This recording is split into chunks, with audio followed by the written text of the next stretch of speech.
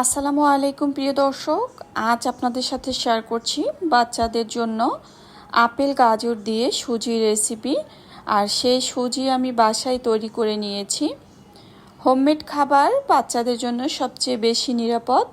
আপনি চাইলে প্যাকেট সুজি দিয়েও বাচ্চাকে খাবারটা খাওয়াতে পারেন, তবে প্যাকেট সুজির তুলনায় আপনি যদি বাসায় সুজিটা তৈরি করে নেন সেক্ষেত্রে অনেক নিরাপদ এবং বাচ্চার স্বাস্থ্যের জন্য অনেক উপকার রয়েছে। খুবই সহজ এবং অল্প সময় হয়ে যায়। আমি এখানে আপনাদের সুবিধার জন্য একটু দেখিয়ে দিলাম। এখানে 2 মুঠ পরিমাণ ভাতের চাল আর 1 মুঠ পরিমাণ পোলাওয়ের চাল নিয়েছি এবং পানি ঝরিয়ে শুকনো কাপড়ে শুকিয়ে এরপরে মিক্সারে দিলেই খুব সুন্দর সুজি তৈরি হয়ে যাবে। এই খাবারটা রান্না করার জন্য এখানে আমি নিয়েছি গাজর এবং সেই সাথে আপেল বাচ্চাদের রোগ প্রতিরোধ ক্ষমতা বাড়াতে সহায়তা করে। প্রতিদিন একটি আপেল ডাক্তারের কাছ থেকে আপনার বাচ্চাকে দূরে রাখবে। গাজর বাচ্চাদের স্বাস্থ্যের জন্য ভীষণ উপকারী, বিশেষ করে কোষ্ঠকাঠিন্য অর্থাৎ কষা পায়খানার সমস্যা থাকলে সেটাও চলে যায়। বাচ্চার হাড় মজবুত হয়, দাঁত মজবুত হয়, বাচ্চার উজ্জ্বলতা বাড়াতে সহায়তা করে। এখানে রান্নার শুরুতেই আমি আপেল এবং গাজর সিদ্ধ হতে দিয়ে দিয়েছি, আর এটা আমি পরে মিক্সারে দিয়ে খুব সুন্দর একটা পিউরি তৈরি করব। এরপর চলে আসলাম রান্নায়। একটা কড়াইতে পর্যাপ্ত পরিমাণ অর্থাৎ এখানে আমি পরিমাণ মতো নিয়েছি যতটুকু আমার দরকার। তো ঘি দিয়ে দিয়েছি, ঘি দিয়ে কড়াইটা ভালো করে গরম করে নিয়েছি।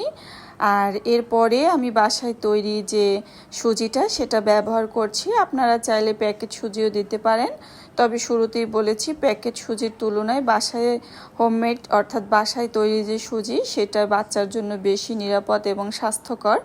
তো আমি হালকা আঁচে এই সুজিগুলো ঘিয়ের সাথে ভালোভাবে ভেজে নিয়েছি। এখানে আমি সুজিটা পানি দিয়ে রান্না করে নিচ্ছি প্রথমে।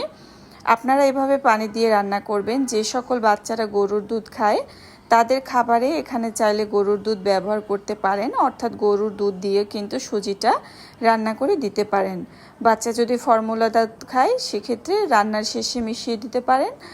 আর যদি চাইলে এভাবে প্রথমে পানি দিয়ে সিদ্ধ করে নিতে হবে। এখানে আমি সামান্য পরিমাণ লবণ ব্যবহার করেছি, তবে 1 বছরের আগে বাচ্চার খাবারে লবণ দিবেন না। আর সেই সাথে জাল করে রাখা গরুর দুধ সেটাও দিয়ে দিয়েছি।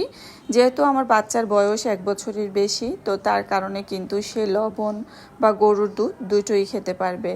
আপনি যদি বাচ্চাকে গরুর দুধের খাবার খাওয়াতে চান সেক্ষেত্রে 9 মাস বয়সের থেকেই আপনি চাইলে যে কোনো খাবারের সাথে মিশিয়ে খাওয়াতে পারবেন। প্রিয় দর্শক, এই তো দেখতে পাচ্ছেন রান্নাটা কিন্তু হয়ে এসেছে। প্রিয় দর্শক, আমরা সবাই জানি বাসায় তৈরি খাবার বাচ্চার জন্য বেশি নিরাপদ হয়। আর এই যে আমি এখানে আপেল আর গাজর যে সিদ্ধ করে রেখেছি সেটাই মিক্সারে দিয়ে খুব সুন্দর একটা পিউরি তৈরি করে আমি সুজির সাথে মিশিয়ে দিয়েছি। তো এই খাবারটা কিন্তু বাচ্চারা 6 মাসের বয়স থেকেই খেতে পারবে। এখানে শুধু আপনারা গরুর দুধটা ব্যবহার করবেন না আর লবণ ব্যবহার করবেন না। মিষ্টি স্বাদের জন্য চাইলে এখানে আপনারা তাল মিষ্টি ব্যবহার করতে পারেন। তবে আমি আলু এবং গাজরের সাথে অফ ক্যামেরায় কয়েকটা কিশমিশ দিয়েছি। আপনারা চাইলে এর সাথে কিশমিশ দিতে পারেন, খেজুর দিতে পারেন, অর্থাৎ এটা ন্যাচারালভাবে মিষ্টি করার জন্য। তাছাড়াও কিন্তু বাচ্চা খেজুর এবং কিশমিশ থেকে অনেক পুষ্টি পেয়ে যাবে। কিশমিশ যদি বাচ্চাকে নিয়মিত খাওয়ানো হয় সেক্ষেত্রে বাচ্চার স্বাস্থ্যের অনেকটা পরিবর্তন হয়ে যায়। প্রিয় দর্শক, এভাবে আপেল গাজর দিয়ে আপনি বাসায় তৈরি সুজি দিয়ে যদি বাচ্চাকে একটা খাবার খাওয়ান, এতে দেখা যাবে বাচ্চা যদি ভাতও না খায় সেক্ষেত্রে তার ভাতের যে চাহিদা অর্থাৎ পুষ্টি সেটাও কিন্তু পূরণ হয়ে যাবে। আর বাচ্চা অনেক সতেজ এবং অ্যাক্টিভ থাকবে। বিশেষ করে এই বর্ষার মৌসুমে বাচ্চাকে অ্যাক্টিভ রাখতে কিছু খাবার খাওয়ানো খুবই জরুরি। তার ভিতর রয়েছে ঘি এমন একটা খাবার যেটা কিনা বাচ্চার স্মৃতিশক্তি বাড়ায়, বাচ্চার স্বাস্থ্য ভালো করে, তাছাড়া বাচ্চার রোগ প্রতিরোধ ক্ষমতা বাড়াতেও সহায়তা করে।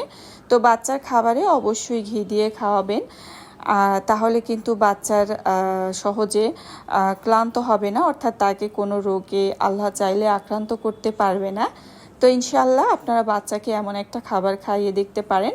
এই খাবারটা 6 মাস থেকে 3 বছর বাচ্চাদের জন্য খুবই সুন্দর একটা পিউরি এবং খুবই স্বাস্থ্যকর একটা খাবার। তো প্রিয় দর্শক, দেখতেই পাচ্ছেন খাবারটা কতটা লোভনীয় হয়েছে। আলহামদুলিল্লাহ আমার বেবি এখন ঘুমাচ্ছে, ঘুম থেকে উঠলেই তাকে খাইয়ে দিব। আর সে অনেক সতেজ এবং অ্যাক্টিভ থাকে সব সময়, আলহামদুলিল্লাহ।